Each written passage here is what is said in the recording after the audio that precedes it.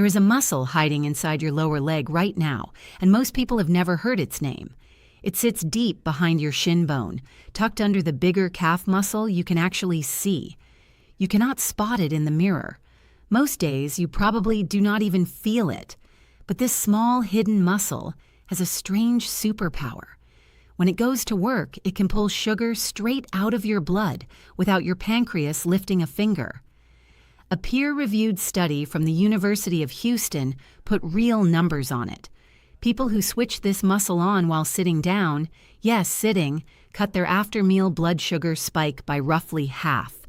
No gym, no diet, no medications, just one tiny movement at a desk. And once you understand how it works, you will stop blaming that post-lunch crash on getting older or on a heavy meal. Before we get into it, if you want health information explained the way it should be explained, give this video a like and hit subscribe. The goal is 300,000 subscribers, and every like really does push this channel forward. Practical checklist and follow-up posts live on my Telegram channel. The QR code is on your screen right now, so take a second to scan it. Now let's get into what is actually happening in your body. To understand the after-meal crash, you first have to understand glucose. Glucose is sugar in its simplest form, and it is fuel. That word matters. Every cell in your body runs on it. Your muscles burn it, your liver stores it, and your brain, this is the important part, depends on it almost completely.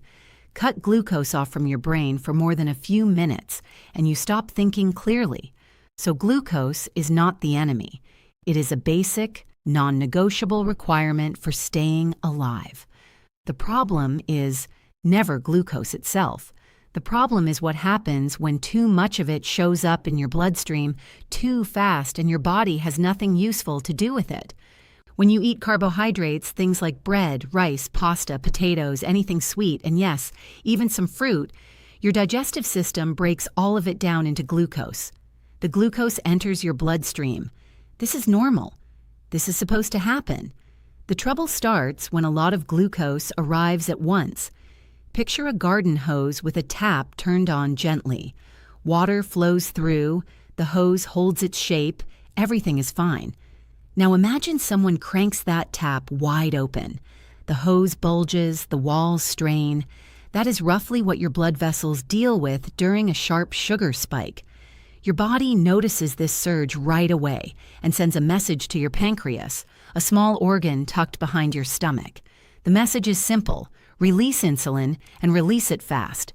Insulin is a hormone, and you can think of it as a delivery worker.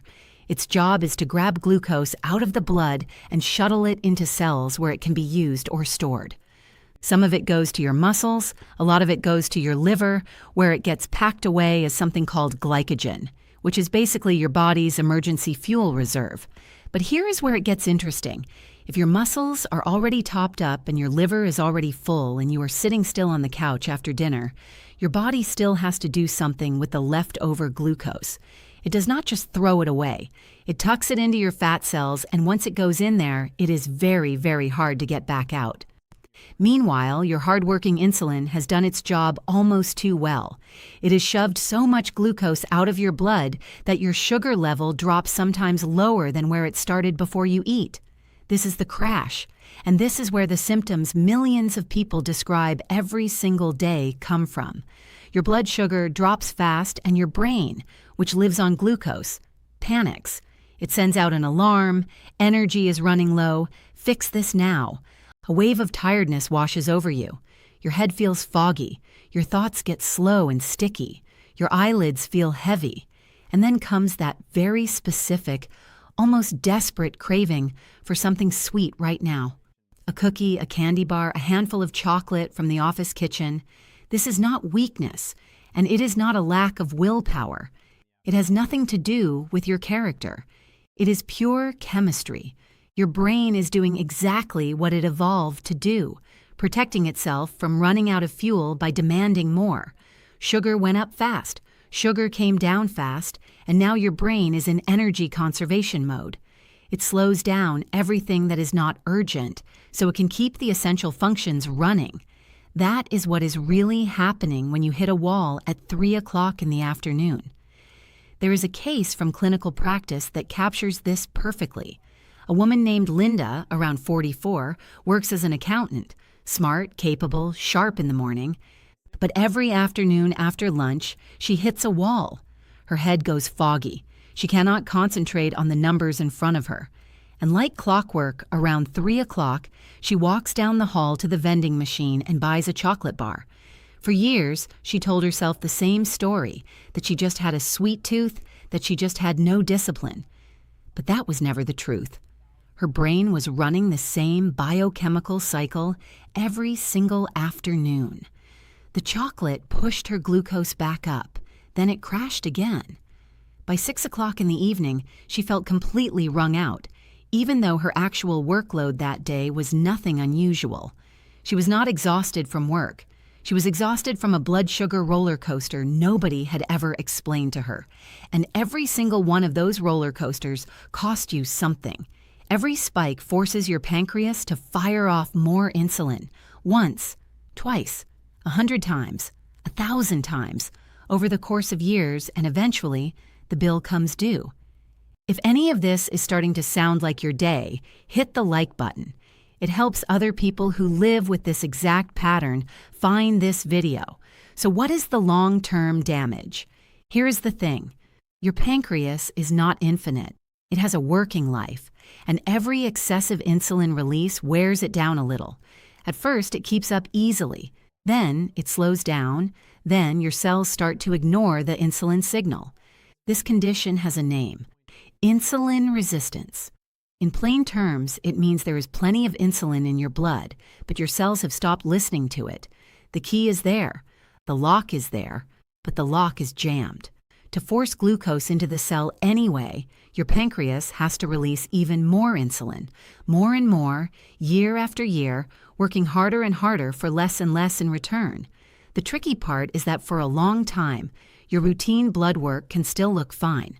There is no diagnosis, no flashing red light, but the fatigue is real. The belly fat is creeping in. The cravings will not let up. You live with all of this for years and cannot point to anything wrong. It feels too early to bother a doctor because nothing is dramatically broken, but something is off.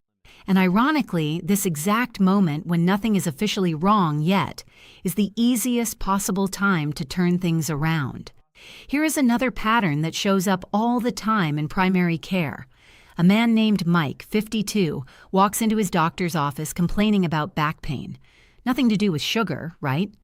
But during the conversation, he mentions in passing that for the last 3 years or so, he is hungry all the time, even right after a full meal.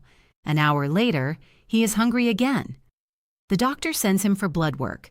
His fasting glucose comes back at the very top of the normal range. Not diabetes, not even officially pre-diabetes. But to an experienced clinician, that number tells a story. The pancreas is running near its limit. The reserve is shrinking. The only reason nobody had mentioned it before is that on paper, everything looked technically fine. If this whole process is not interrupted, insulin resistance eventually slides into pre-diabetes. Pre-diabetes slides into type 2 diabetes. And once you are dealing with type 2 diabetes, the complications start showing up. Damage to your blood vessels, problems with your vision, kidney trouble, slow healing wounds on your feet. This is not a scare story. This is what medical practices in the United States see every single week. But here's the good news. While your numbers are still in range, all of this can be stopped, slowed, and in many cases reversed. And the tool you need is simpler than you think. That tool is your own muscles. Inside every muscle cell, there are tiny structures called mitochondria. You do not have to remember the word. What matters is what they do. They work like little furnaces. They grab glucose out of your blood, burn it, and turn it into energy for movement and heat. While you are sitting completely still, those furnaces are running on a low pilot light. They need almost no fuel. But the second a muscle starts to contract, those furnaces flare up. They start burning glucose at a much higher rate. Here is where it gets really interesting. Normally, glucose has to use insulin as a key to unlock the cell door. No insulin, no entry. But a working muscle has a back door. It opens its own door, no key required. This is a completely separate biological mechanism, and it kicks in the moment a muscle contracts. Glucose flows straight from the bloodstream into the muscle cell. Your pancreas does not even need to get involved. Your blood sugar drops, your insulin stays calm, the roller coaster never gets going. This is why the 90 minutes after a meal are the most valuable window of the day for your metabolism. That is when glucose is rising.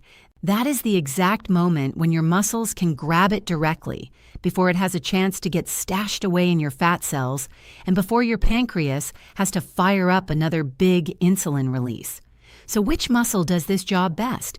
That is where the hidden muscle in your calf comes back into the story. But first, one quick note. Muscle activity really does control blood sugar, and the science on this is settled, but it only works if you do it consistently. One walk after one meal helps that one meal.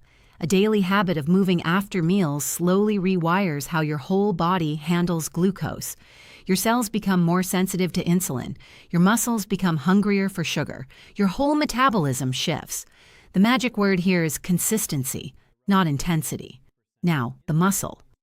On the back of your lower leg, just below the knee, there are two main muscles stacked on top of each other. The one you can see, the bulge in your calf, is called the gastrocnemius. That is the muscle that flexes when you stand on your toes. But underneath it, deeper inside the leg, sits a second muscle called the soleus. Most people have no idea it is there. It does not show in the mirror. You cannot really feel it on its own. And yet, pound for pound, when it comes to pulling glucose out of your bloodstream, no other muscle in your body matches it. A few years ago, researchers at the University of Houston ran an experiment that turned a lot of heads in the science world. Their study was published in the peer-reviewed journal iScience in the year 2022. They had people sit in a chair and do one very simple movement after eating, lifting and lowering their heels while keeping the toes on the floor. You could be working at a computer, watching television, talking on the phone. Nothing about your day had to change. The only thing moving was the back of your foot. The results stunned even the researchers themselves. The after-meal glucose spike dropped by roughly 52%. Insulin release dropped by close to 60%. That second number is huge. It means the pancreas barely had to engage. The soleus was pulling glucose out of the bloodstream so fast that a big insulin response simply was not needed. You can try this right now while you are watching this video. Plant both feet flat on the floor. Keep your toes pressed down. Now, just lift your heels up slowly and let them back down. Up, down, at your own pace. No rush, no force. You can do this at your desk. You can do it on the couch. You can do it in a coffee shop, and nobody around you will even notice. 10 to 15 minutes of this after a meal is enough to make a real, measurable difference. The soleus is the most efficient single tool, but it is not the only one. The more muscles you get involved after a meal, your legs, back, core, and arms, the more glucose leaves your bloodstream and the faster it goes. There are a few more options, and all of them fit into a normal day without any special planning. The first is a walk after eating. In one study, 2 groups were given the same meal. One group sat quietly afterward. The other group took a 10-minute walk at an easy pace. The walking group's blood sugar peak was roughly half of what the sitting group experienced. We are not talking about an hour on the treadmill. We are not talking about interval training. 10 minutes. Easy pace. The route does not matter. You can step outside. You can walk laps around your living room while scrolling your phone. You can climb the stairs in your building a few times. The only rule is to move instead of sitting. The second option is squats, and they work even faster. The reason is simple. Squats fire up the biggest muscles in your entire body, your thighs and your glutes. Bigger muscle, more glucose pulled out per minute. The technique is straightforward. Stand tall, feet about shoulder width apart, toes pointed slightly outward. Lower yourself down as far as feels comfortable. You do not need to hit parallel with the floor. Keep your back straight. Let your knees track in the same direction as your toes so they do not collapse inward. Then push back up. Do 10 of them. slow and controlled. A great trick is to anchor it to your kettle. Turn the kettle on for your after-dinner tea, and while it heats up, do your set. That is roughly the right amount of time to give your glucose somewhere to go. And the last tool is the most underrated of all, housework. People already do it. The problem is, they usually do it before they eat or an hour later, once the sugar is already gone where it wants to go. The trick is to do it right after eating. 15 minutes of cleaning up after dinner is, in terms of glucose control, roughly equivalent to a 10-minute walk. Wash the dishes by hand. You are standing, you are moving. Wipe down the counters, sweep the kitchen floor, put things back where they belong. Your body is moving. Your muscles are working. Your glucose is going somewhere useful. You do not even need motivation for this because you are going to do it anyway. Here is what I love about these 4 tools. You do not need to rearrange your life around them. You do not need to wake up earlier. You do not need a gym membership, which can run you anywhere from $20 a month to a couple hundred. You do not need workout clothes. You do not need a personal trainer. You just stop sitting still for 10 or 15 minutes after you eat. Or if you really want to sit, then sit and wiggle your heels. That is it. Now there is one pattern here worth pointing out on its own. How fast insulin resistance develops and how fast you can rebuild insulin sensitivity depends a lot on your age. After 40, muscle mass naturally starts to decline if you do not actively maintain it. Doctors call this sarcopenia. Less muscle means a smaller glucose disposal system. A smaller disposal system means more pressure on the pancreas. More pressure means the roller coaster gets louder. Drop a quick comment below with your age. It really helps me understand who is watching and how relevant this topic is for our audience right now. Let's pull it all together. In the short term, if you start moving right after meals, you will feel the difference within a few days. That post-lunch fog will fade, your head will feel clearer in the afternoon, your energy will stop falling off a cliff an hour after eating, and that pulling urgent craving for something sweet will quietly start to lose its grip. In the long term, you are doing something even more important. You are taking the load off your pancreas. Every time your muscles handle glucose directly, your pancreas gets a break. Year after year, those breaks add up. That is the difference between staying metabolically healthy into your 60s and 70s and slowly drifting toward insulin resistance, prediabetes, and type 2 diabetes. So here is what is worth doing in practice. Pay attention to what you actually do in the first 15 to 20 minutes after a meal. Try those seated heel raises at least once today and see how you feel. It is worth bringing up your fasting glucose number with your doctor at your next appointment. And if they think it makes sense, asking about hemoglobin A1C as well, which is a blood test that shows your average blood sugar over the past 3 months. If you are already on medications like metformin or supplements like berberine or magnesium glycinate that some people take for blood sugar support, those are absolutely conversations to have with your provider, not with a YouTube channel. Take what is useful from this video, but run it past someone who knows your full health picture before you change anything. If you got something out of this, drop a like and subscribe. That is what helps this channel keep growing.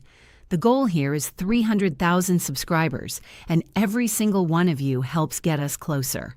For the practical takeaway version of this video, scan the QR code on your screen. That's my Telegram channel where the checklists and follow-up posts live.